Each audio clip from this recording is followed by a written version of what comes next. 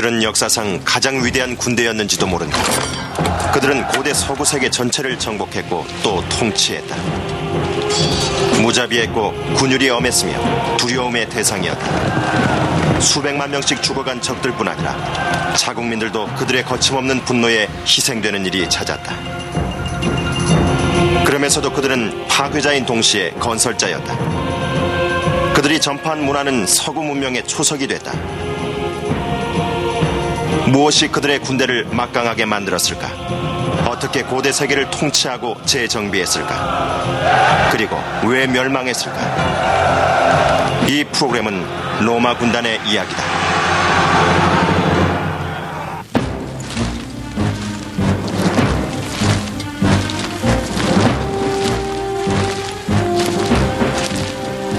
기원전 55년 로마의 위대한 장군 율리우스 카이사르는 운명의 기로에 서 있었다. 혹독한 훈련을 통해 빈틈없는 전술에 결단력까지 갖춘 로마군은 이미 지중해 지역을 거의 다 정복한 상태였다. 카이사르는 이미 지금의 프랑스와 벨기에에 해당하는 갈리아를 손에 넣고 있었다. 하지만 그는 만족하지 않고 더 큰 승리를 꿈꾸었다. 그는 얼마 후에 로마 본국으로 군대를 이끌고 들어가서 로마 역사를 완전히 다시 쓸 생각이었다. 하지만 먼저 멀리 있는 신비한 땅, 영국이라는 섬나라를 침공하기로 결정했다. Britain was unknown. It was a place thought to be inhabited by strange beasts, by savages that painted themselves blue, who offered children in sacrifice.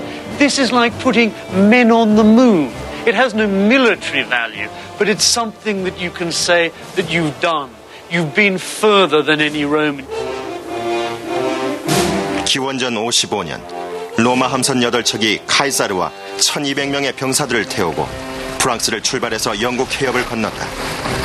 카이사르가 도보의 절벽지대에 도착해보니 영국 부족들이 벌써 기다리고 있었다. The Roman soldiers in full armor, carrying their weapons and shields, had to jump down into the water and advance onto the beach where there were thousands of Celtic warriors running around with spears and swords, chariots racing in and out of the water. It was a critical moment. Finally, he got enough troops onto the beach that they were able to push up and drive the Celts back. 그러나 카이사르군이 내륙으로 겨우 몇 킬로미터 들어갔을 때 영국 해협에 태풍이 휘몰아쳐 함대가 박살이 나자 카이사르는 도망치기 위해서 구조선을 불러야 했다. 이듬해 카이사르는 병사 3만 명을 이끌고 다시 영국으로 왔다. 영국인들은 치고 빠지는 전술로 로마군에 대항했지만 적수가 되지 못했다. Their warfare was not designed for fighting massive armies like the Romans. It was largely small-scale, designed for intertribal warfare. They didn't have the experience of facing armies like the Romans. 그러나 이번에도 영국 해협에 태풍이 몰아쳐 카이사르는 별다른 성과를 얻지 못하고 예정보다 일찍 유럽 대륙으로 돌아왔다. The two attacks Caesar made on Britain in 55 and 54 BC were actually more or less military disasters. He was very lucky to escape because his fleet was twice wrecked by storms on the beaches. And in terms of success on land with his army, it wasn't his greatest moment. 카이사르는 다른 이유 때문에 영국을 빨리 떠나고 싶어 했다. 카이사르에게 정복당한 갈리아의 여러 부족들이 힘을 합쳐 반란을 계획 중이었기 때문이다. 갈리아인들은 전사들의 위대한 대장이란 뜻인 베르킨 게토릭스란 젊은이를 추장으로 선출했다. 나이는 20대 초반이었지만 그 역시 카이사르처럼 대담하고 영리했다. He clearly had very powerful strength of personality in leadership. He, simply because of the discipline he was able to enforce on that very disparate Gaulish army, he managed to achieve some quite remarkable feats with it, just in terms of bringing it together, moving it around, and giving Caesar a very hard time. 갈리아인들은 갈리아 중부에 있는 제르고비아란 마을을 두고 벌어진 전투에서 카이사르에게 최악의 패배를 안겨줬다. 카이사르 군대는 750명을 잃고 퇴각했다. 로마군의 피맛을 본 갈리아인들은 카이사르와 갈리아 그리고 유럽의 운명을 결정하게 될 최후의 대결을 앞두고 있었다. 베르킨 게토릭스는 8만 명의 군사를 이끌고 버건디에 있는 언덕 도시 알레시아로 향했다. 알레시아는 평원이 450m 언덕에 있었다. 장소 선택이 치명적인 실책이었다. 5만 명을 이끌고 도착한 카이사르는 도시를 포위해서 적을 굶주리게 만들기로 결정했다. Nous sommes sur l'oppidum d'Alésia. We're standing on Alesia looking from the exact spot that the army of the Gauls did. When they saw Caesar's troops facing them, surrounding them in the hills and valleys to conduct the siege of Alesia. César, pour faire le siège d'Alésia, 카이사르는 갈리아군의 도주를 막기 위해서 고원 주변에 탄탄한 성벽을 쌓아 올리기 시작했다. 성벽은 프랑스의 이런 현대 건축물과 비슷한 모양이었다. 카이사르군은 불과 몇 주 만에 고원을 삥 둘러 17km나 되는 바리케이드와 감시탑을 완공했다. Oui, c'est quelque chose de tout à fait spectaculaire et César lui-même était extrêmement... This is really spectacular, and Caesar himself was extremely proud. He gave a detailed account of it in his writings. It was truly a great feat, 50 years before Christ, to conceive all this. There were towers every 20 yards or so, serving as watchtowers and also platforms for artillery, especially catapults, which Caesar made great use of throughout the Gallic Wars. 바리케이드와 감시탑이 전부가 아니었다. 카이사르는 최전선의 깊은 구덩이를 2개 파서 한 곳에 물을 가득 채웠다.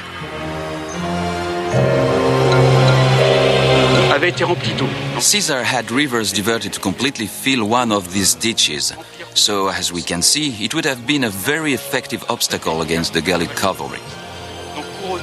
On the rampart, between the ditch and the fence, was something that was easy to make but also very effective. Branches with sharpened points, which play the same role as barbed wire does today. 방어벽 앞에는 끝이 날카로운 막대기들이 땅 위로 불쑥 솟아나와 있었다. 그것도 모자라 땅 속에는 몰려오는 적들을 꼼짝 못하게 만들 수 있는 무서운 함정이 도사리고 있었다. It's very simple and very efficient. They dug a pit about 3 feet deep. They drove a stake into the pit with a sharp point hardened by fire. Then they covered it with branches. Caesar described this process in detail, and we found perfect examples of it in recent excavations. All this held up tremendously the advance of the Gallic forces, while from the towers in front, the Romans were firing projectiles down onto the Gauls. The whole system was extremely effective. 그런데 카이사르군이 거대한 요새를 완공하자마자 또 다른 갈리아군이 포위 공격을 저지하기 위해서 접근하고 있다는 소식이 들려왔다. 로마군은 첫 번째 방벽 바깥쪽에 적의 2차 공격군을 막기 위한 방벽을 세워야 했다. 카이사르군은 두 방벽 사이에 캠프를 쳤다. 로마군이 적의 공격에 대한 준비를 마치자마자 갈리아군 증원부대가 도착해서 바깥쪽 방벽을 공격했다.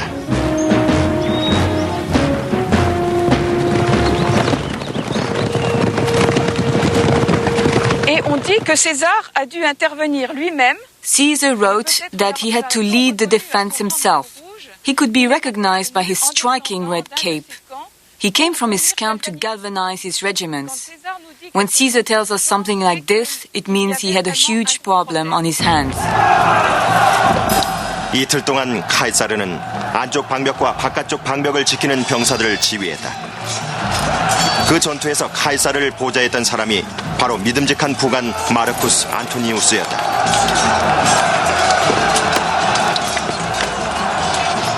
차츰 로마군이 우위를 점하게 되자 갈리아 군들이 겁을 먹고 흩어지기 시작했다.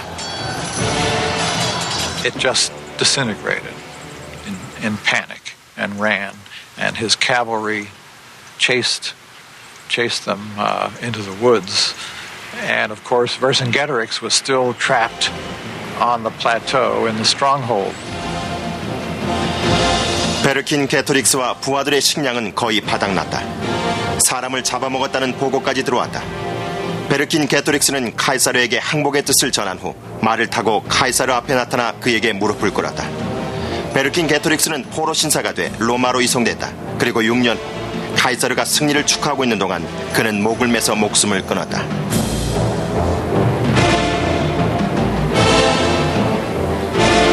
오늘날 베르킨 게토릭스는 외세의 공격에 대항했던 프랑스의 국가 영웅으로 존경받고 있다.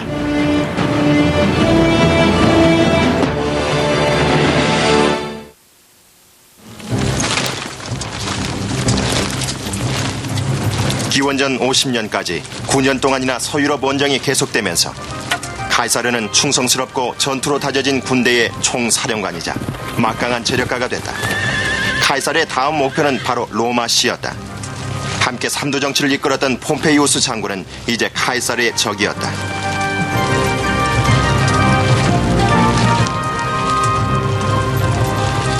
로마 시민들은 카이사르의 승리에 환호했지만 귀족들은 카이사르에게 두려움과 질시의 눈초리를 보냈다.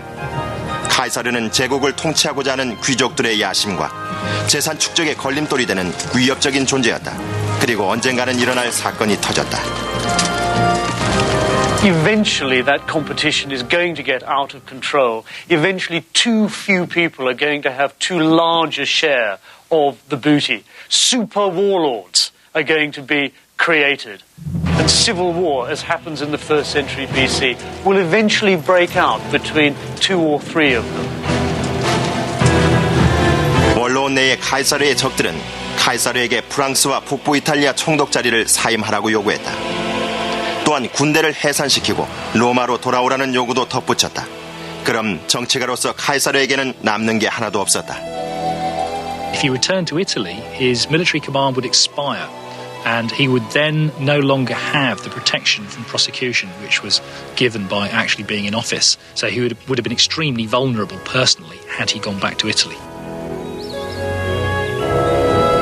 카이사르는 자신을 로마의 집정관으로 임명해주면 군대를 해산시키겠다고 제안했지만 원로원은 거절했다. 그러면서도 원로원은 카이사르의 적인 폼페이우스 장군에게 로마를 수비할 군대를 증원시킬 수 있는 권한을 주었다. 기원전 49년 카이사르는 원로원의 허가가 없이는 그 어떤 사령관도 넘을 수 없는 법적 국경선인 루비콘 강으로 진군했다.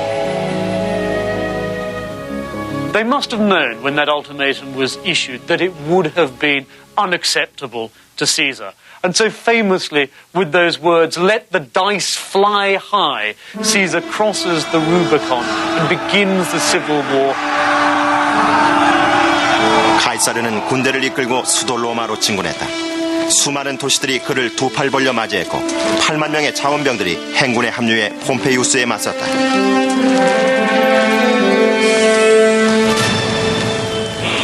카이사르가 로마에 도착했을 때 폼페이우스의 군대와 그 지지자들은 군대를 재정비할 시간을 벌기 위해 발칸반도로 도망쳤다. 덕분에 수도와 보물들이 고스란히 카이사르 수중에 떨어졌다. 그러나 내전은 이제 겨우 시작됐을 뿐이다.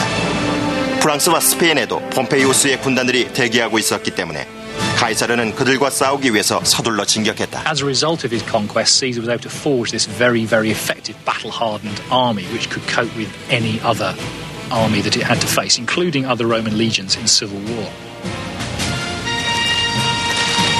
카이사르는 스페인과 프랑스에서 별다른 싸움 없이 적을 쉽게 제압할 수 있었다. 적들 대다수가 카이사르 편에 합류했다.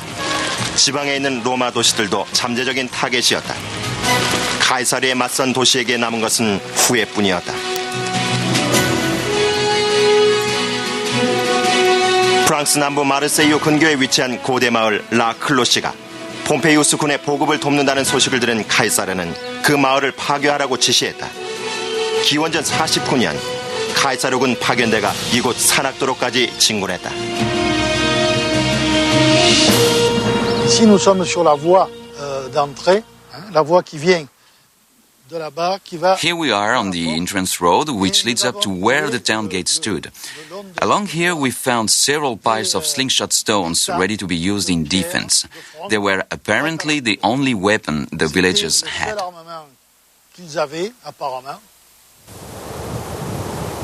당시 라클로시의 인구는 1000명이 넘지 않았으니 로마군과는 상대가 되지 않았다. Where I'm standing here was a doorway in the rampart, the protective wall. The rampart is here and here. When the villagers looked out and saw the Romans coming up the access road, they must have been terrified. Ils ont dû être un peu affolés et They quickly tried to fill up the doorways with anything they had handy, stones and mud bricks.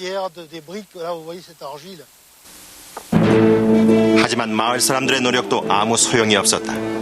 카이사르의 적군을 도왔던 마을 사람들은 노예로 팔렸고 라클로시 마을은 파괴됐다. Ils ont rasé tout ce qu'il y avait au-dessus pour They leveled all the buildings and used the stones to fill up the water well so no one could live here again. The site was completely forgotten about for the next 500 years. It wasn't until the 5th century AD that the site was partially inhabited again, probably by shepherds.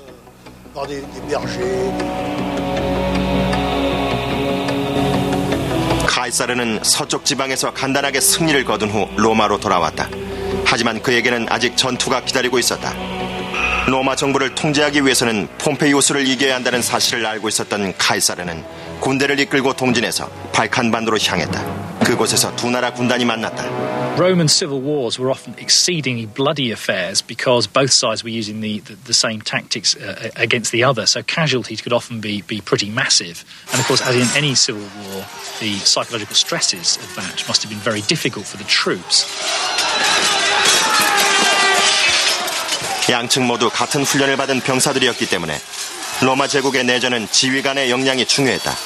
그 점에선 카이사르가 유리했다. Pompey was aging, he was not as decisive, Caesar moved his troops more quickly and was also quite good at deceiving his enemies as to his intentions. 첫 번째 전투 후 두 로마 군대는 기원전 48년 아테네 북쪽에 있는 파르살루스에서 충돌했다. 카이사르는 폼페이우스의 전략을 미리 짐작하고 전투에서 우위를 점한 후 폼페이우스 군에게 항복을 받아냈다. I think Caesar wins the civil war for two reasons. Firstly, because his side is more unified than the opposition under Pompey. The second reason people don't like to talk about, but I think it's important, we have to admit that Caesar, throughout the campaigns against Pompey, had a series of pieces of good luck. Pharsalus was a piece of good luck, picking Pompey's tactics and strengthening that wing of his army to respond to them. It could have gone differently. 폼페이우스는 이집트로 도망쳤지만 동맹군이었던 어린 파라오 프톨레마이오스는 도착 즉시 그를 죽였다. 폼페이우스의 머리는 사흘 후 이집트에 도착한 카이사르에게 전해졌다.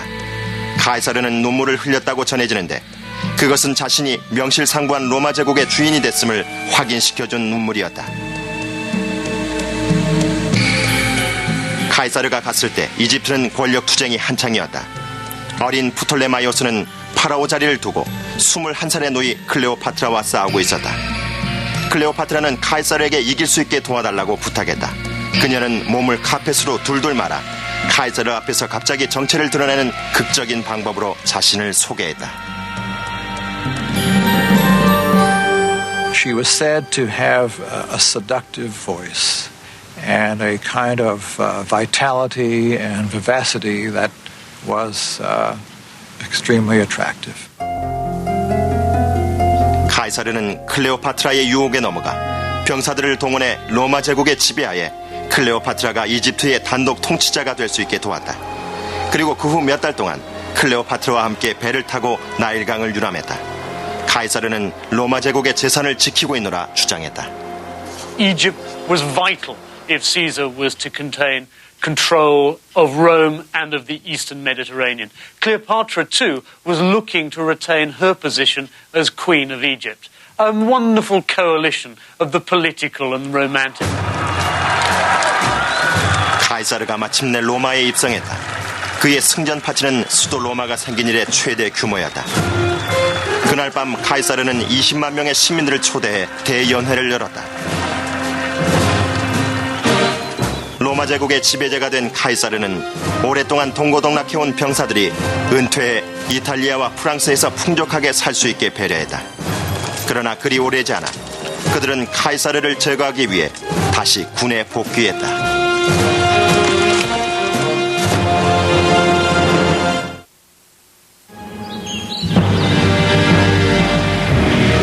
기원전 46년 카이사르는 원로원으로 하여금 자신을 10년 동안은 절대 권력자로, 그리고 나중엔 종신 권력자로 임명하게 만들었다. 공화정의 전통을 존중하는 수많은 로마인들은 그의 행동을 혐오했다. 카이사르 라이벌들 사이의 시기심은 극에 달했다. 기원전 44년 3월 15일 원로원 의원들이 회의에 참석하기 위해 온 카이사르에게 달려들어 칼로 23차례나 찔렀다. 아이러니하게도 카이사르는 폼페이우스 동상 아래 쓰러져 숨을 거두었다. He'd become too far ahead of the other competition. The only way to attempt to return things to normal was to eliminate him. In the years before his assassination, he'd begun to assume some of the attitude, some of the regalia, some of the titles of the Roman gods. He was murdered, in a sense, to show that he wasn't a god, in a last-ditch attempt to return the Roman state to a republic. 카이사르의 피살 후 더 많은 내란이 일어났다. 한쪽에는 카이사르의 암살범들과 그 지지자가 있었고, 반대편은 카이사르 충성파들이 있었는데 그중엔 카이사르의 후계자 옥타비아누스와 카이사르의 부관 마르쿠스 안토니우스가 포함되어 있었다. 기원전 42년 그리스에서 있었던 전투에서 카이사르의 옛날 군단들이 반 카이사르 세력을 물리치고 승리를 거뒀다. 옥타비아누스와 안토니우스는 제국을 둘로 나누었다. 옥타비아누스는 로마를 포함한 서쪽을, 안토니우스는 이집트를 포함한 동쪽을 차지했다. 그러나 옥타비아누스는 로마 제국의 통치권을 혼자 갖기를 원했다. 안토니우스와 이집트의 클레오파트라 간의 공개적인 연문이 옥타비아누스에게 필요했던 핑계거리를 제공했다. 그는 공동 통치를 끝내고 싶어 했다. It also allows Octavian to portray Antony as the unmanned Roman, the man who sybaritically on the banks of the Nile sails in scented sweetness with Cleopatra, when he should have been out there like any proper Roman, parading his troops, exercising on the parade ground. 그리고 권력 투쟁을 종지부짓기 위해 다시 내전을 일으켰다. 결정적인 전투는 기원전 31년 그리스의 해안지방 악티움 근처에서 있었다. 안토니우스와 클레오파트라의 연합 함대 대부분이 수장됐고, 안토니우스의 육상군까지 열세를 면치 못했다. 안토니우스와 클레오파트라는 도망쳤지만 옥타비아누스의 징계를 겁내 두 사람 모두 스스로 목숨을 끊었다. 옥타비아누스가 로마 제국의 지도자이자 초대 로마 황제 자리에 올랐다. 그는 존경받는 사람이란 뜻의 아우구스투스로 이름을 바꾸고 양아버지였던 카이사르의 이름도 사용했다. 그 후 많은 황제들이 역사의 수많은 지도자처럼 카이사르란 이름을 썼다. 러시아 황제 짜르란 단어는 카이사르에서 파생됐고 독일의 카이저도 마찬가지다. 아우구스투스의 칭호인 황제는 승리를 거둔 장군이란 뜻의 라틴어에서 유래했다. 내전을 통해서 권력을 손에 쥔 옥타비아누스는 같은 식으로 권력을 잃지 않으리라 결심했다. 그는 로마군을 재편성해 각각 5,000명으로 구성된 28개 군단을 만들었다. 또한 복무 기간을 처음엔 6년에서 20년, 그리고 나중엔 25년까지 연장시켰다. 그 대신 병사들은 퇴역 때 14년 연봉을 보장받았다. He keeps the idea of the legions, but he makes them for the first time permanent standing regiments. And they last, some of them thereafter, for about 500 years. 부하들이 직속 장군들이 아니라 자기에게 충성을 바치게 하기 위해서 아우구스투스는 황실 기금에서 병사들 월급을 지급했다. 그리고 해마다 현금 보너스를 줬고 병사들과 만나는 자리를 자주 마련했다. There was an oath taken by each soldier every year to the emperor personally. In addition, the emperor Augustus and the subsequent emperors controlled all aspects of the military. All promotions, although of course actually might have been done locally, had to be approved by the emperor. 아우구스투스는 로마인들에게선 흔히 찾아보기 힘들었던 특별한 기술을 가진 비로마인들을 모집해서 휘하의 예비군 연대를 창설하기도 했다. They weren't very good archers. Generally speaking, they were not very good cavalrymen. So they would tend to recruit from people who did have those skills. 로마인들은 특별한 원정 때 궁수나 기마병 같은 외국 용병들을 자주 이용하곤 했다. 하지만 아우구스투스는 25년 동안이나 비로마인들로 구성된 예비군을 자기 밑에 두었다. 그들은 임기가 끝나면 로마 시민권을 받았기 때문에 그들의 아들도 군단에 입대할 수 있었다. 로마군은 그런 식으로 새로운 젊은 피를 계속 수혈받을 수 있었던 것이다. 세월이 흐르면서 로마군의 인종 구성이 급격하게 변했다. 아우구스투스 통치 때는 군단의 65%가 이탈리아인이었지만 100년 후엔 이탈리아인이 1% 미만이었다. 하지만 그런 사실이 군율이나 군의 본질을 바꾸진 않았다. Many of his officers are still coming out from Italy. There's a strong continuity, but it also draws on the strengths and the abilities of all of those provincial peoples who were themselves becoming Romans. They were acquiring Roman citizenship. So it's still very much a Roman army, but it's Rome that's changing. 아우구스투스가 가져온 또 다른 변화는 백부장급보다 계급 낮은 병사들의 결혼 제도 폐지였다. 병사들이 여자보다는 군대와 결혼하는 게 훨씬 효율적이라는 게 그의 생각이었다. There's a brutal side to this. Augustus is making sure, by disconnecting his armies with the local population, that those armies will be prepared to put those people to the sword if that's necessary.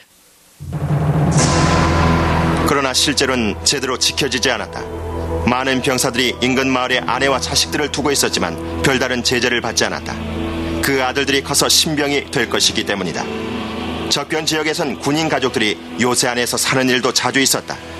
영국 북부의 빈돌란드 요새가 그 좋은 예다. You've got the women folk, the married soldiers. Some of them are certainly living inside the barrack buildings. I mean, in the early barrack building we looked at, there was quite a lot of women's footwear, babies' footwear and so on. And it would appear that, as in later armies, a number of rooms in the barrack buildings were allocated to married soldiers. 아우구스투스는 제국의 영토를 계속 넓히면서 부하들을 바쁘게 만들었다. 그러나 아우구스투스가 게르마니아를 정복하려고 했을 때처럼 치러야 할 대가도 컸다. 로마 군인들이 라인강을 따라 요새 신곳을 지었는데 그중 하나가 이곳 독일의 잔텐에 있다. 서기 7세기경 로마 제국은 엘베강까지 게르마니아 땅을 장악하고 장군이라기보다는 관리인으로 더 잘 알려진 한 사람을 게르마니아의 로마군 사령관으로 앉혔다. 그가 바로 아우구스투스 종손녀의 남편인 퀸크틸루스 바루스였다. 그가 게르만 내의 5개 군단 사령관을 맡았다. 그러나 게르만족들은 반란을 계획 중이었다. 게르만족의 리더는 한때는 로마 예비군으로 싸운 적이 있어서 로마군의 전술에 능통한 아르미니우스였다. 로마군은 여전히 그를 동맹군으로 믿고 있었기 때문에 완벽한 덫을 칠 수 있었다. 서기 9세기 아르미니우스는 지방 봉기를 진압한다는 구실을 내세워 바루스를 설득해 부하들을 데리고 게르마니아 북부에 있는 숲속으로 들어갔다. The other side put on a very convincing story, you know. They said, look, there's trouble going on. I think you should intervene, and this is the best route to go. And they took him through marshy, very difficult country, and the Germans just prepared a fantastic ambush, and that was it.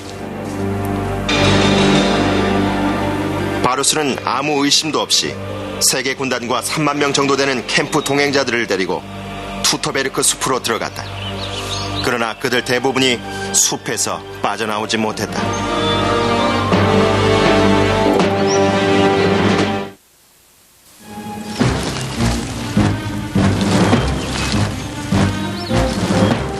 서기 9세기 3개 군단을 이끌고 게르마니아의 숲으로 들어간 게르마니아 주둔 로마군 사령관 바루스는 역사상 최악의 매복전 중 하나에 걸려들었다. It began to rain and they were making their way between the mountain on one side and the marsh to the other side. And then came the initial German attack, which was launched by spears from some distance at first, which killed quite a few of the Romans and put them into confusion. 게르만족 전사 아르미니우스는 적이 가장 취약할 때 공격해서 한 곳으로 몰아넣음으로써 탁 트인 장소에서 큰 힘을 발휘하는 로마군의 전술을 무용지물로 만들었다. Imagine the scene in this forest 2,000 years ago with the Romans trapped here in the pouring rain, the pandemonium, the wagons overturning, the cavalry horses stampeding, the Roman women and children crying and shrieking as they died. 전투는 사흘 동안 계속됐고 3만 명이나 됐던 로마군은 겨우 수백 명만이 도망치면서 거의 전멸됐다. Varus himself committed suicide along with his top officers rather than fall into the German hands, and probably with good reason, because the Germans, in fact, treated the captured Romans in a very barbaric fashion, burned them alive, and so forth. 바루스의 머리가 로마에 도착하자 로마인들은 야만족들이 쳐들어올지도 모른다는 생각에 공포에 휩싸였다. 실제 침략은 일어나지 않았지만 충격은 엄청났다. 밤사이 로마군은 전체의 10%가 넘는 세계 군단을 잃었던 것이다. 몇 년 후에 아우구스투스는 왕궁을 돌아다니면서 벽을 치며 울부짖었다. 바루스, 내 병사들을 돌려다오.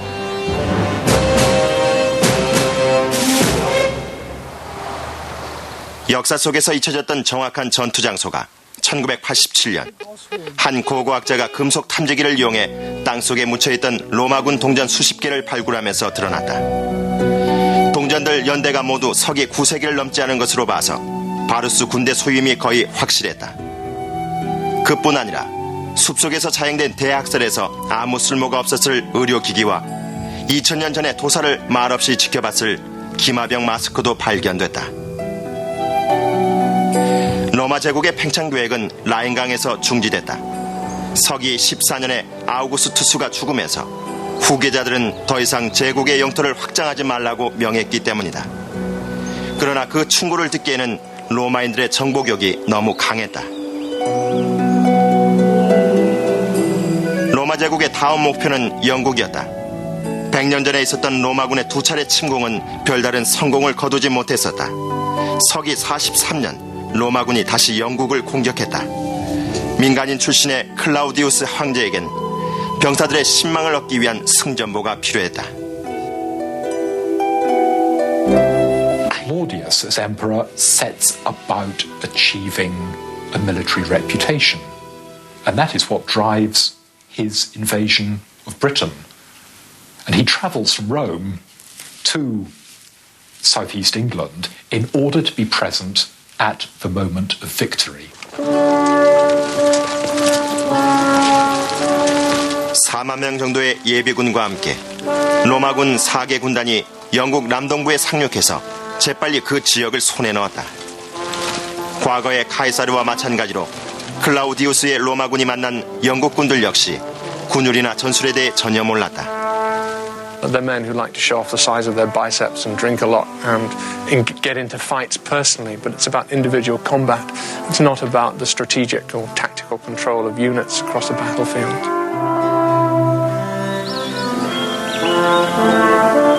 당시 대부분의 영국인들은 로마인들과 달리 도시에 살지 않았다. 문명화란 단어는 도시인들을 뜻한다. 영국인들은 이 같은 영국 남부 농촌 지방에서 주로 살았다. 물론 로체스터 근처에선 수비 임무를 위해서 언덕 요새에 사는 사람도 있었지만 극소수였다. 자연 지형을 이용해서 만든 성은 기원전 500년에 만들어졌고 2.4km 길이의 성벽이 있었다. They were, as much as anything, concerned not only to defend themselves against their enemies, but to impress those other communities and indeed themselves with their own power. 그러나 영국인들의 과시욕은 로마군에게 아무런 효력을 발휘하지 못했다. 서기 43년 로마군 연대가 마을과 요새를 급습했다. 그러나 로마군의 공격에 맞서는 영국인들의 무기는 창 투척기가 전부였다. Earthworks like this would not really have been a problem for the Romans. They would have been able to attack and break into an enclosure like this, probably, I would imagine, within no more than a day or so, using artillery burning the gates. 로마군 승리의 원동력이 됐을지도 모르는 투척기 잔해가 요새 발굴 중에 발견됐다. 로마군의 창촉이 아직까지 영국군 등에 꽂혀 있었다.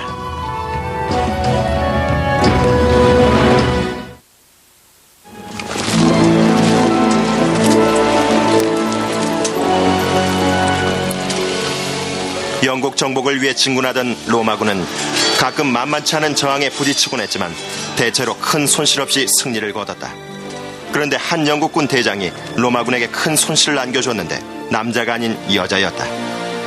영국 동쪽에 있었던 부디카 여왕의 왕국은 로마군에 의해 합병됐는데 여왕이 로마 규칙을 거부하자 병사들이 그녀를 때리고 그 딸을 겁탈했다. 그 일을 기화로 서기 60년 부디카 여왕이 직접 선봉에 선 영국 부족들의 폭동이 일어났다.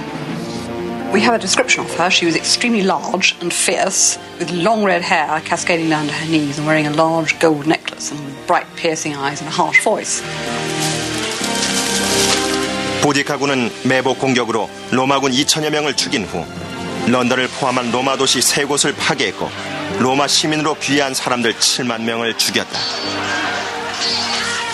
And the Roman presence was virtually wiped out there. She and her army just killed everybody that she found. And if you dig up any of those cities and get down to the Roman layers, there is a large black layer of destruction which can be directly attributable to her activity. 부디카의 반격이 워낙 거셌기 때문에 로마의 황제 네로는 영국에서의 전원 철수를 심각하게 고민했다. 부디카의 군대는 거의 저항을 받지 않았다.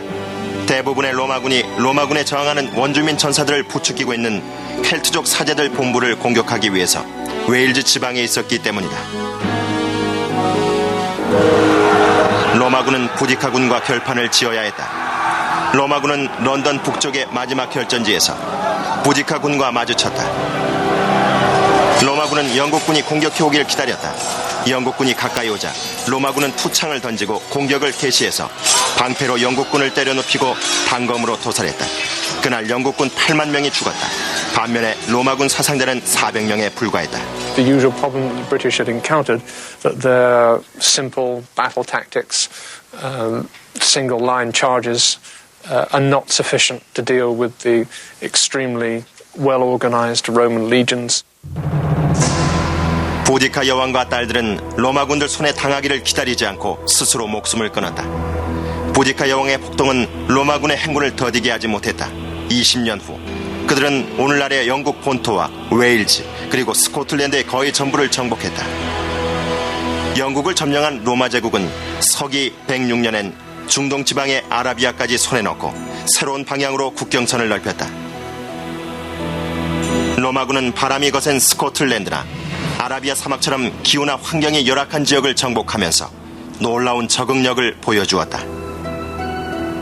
Operating in deserts is very difficult, even under modern conditions, as our soldiers in the Gulf War can testify. In ancient times, it's quite remarkable.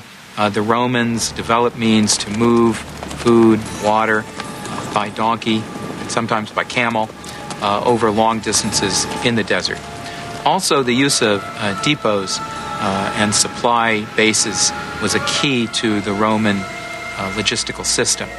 And they were able to organize these supply lines over reasonably long distances and even into desert regions.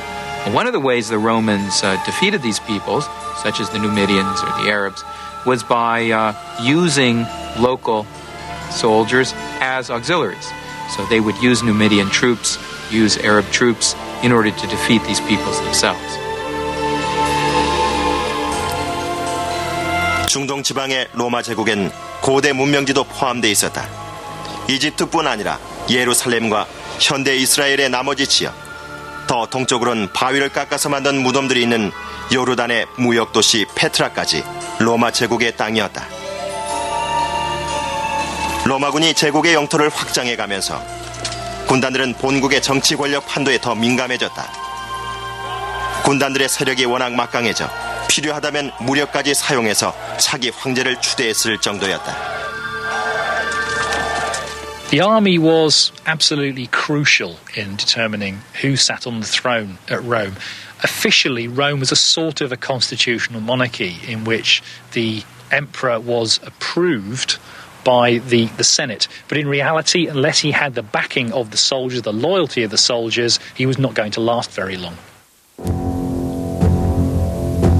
황제 추대에 유리한 위치에 있었던 군인들은 집정관의 근위병들이었다. 그들이 처음 황제 추대의 재미를 맛본 것은 서기 41년 악명 높은 칼리귤라 황제를 시해했을 때였다. 그들은 곧바로 황제의 삼촌 클라우디우스를 황제 자리에 앉혔다.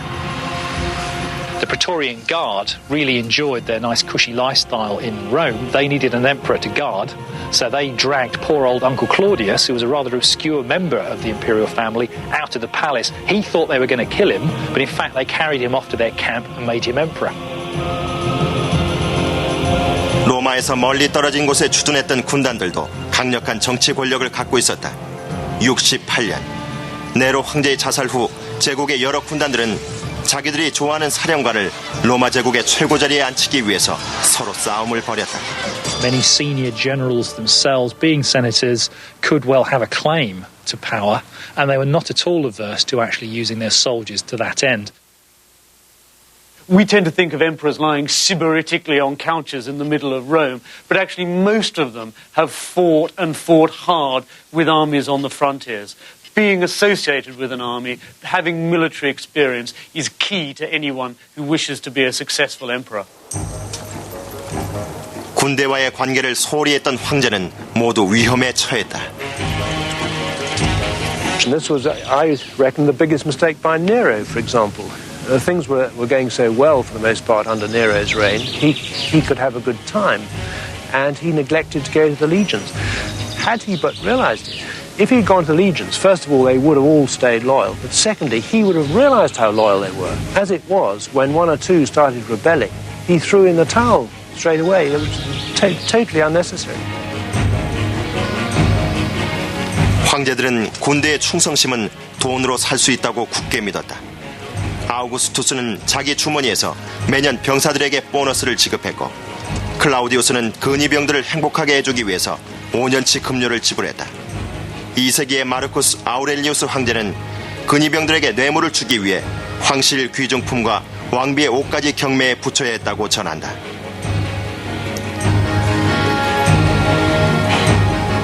(193년) 근위병들의 욕심이 극에 달했다.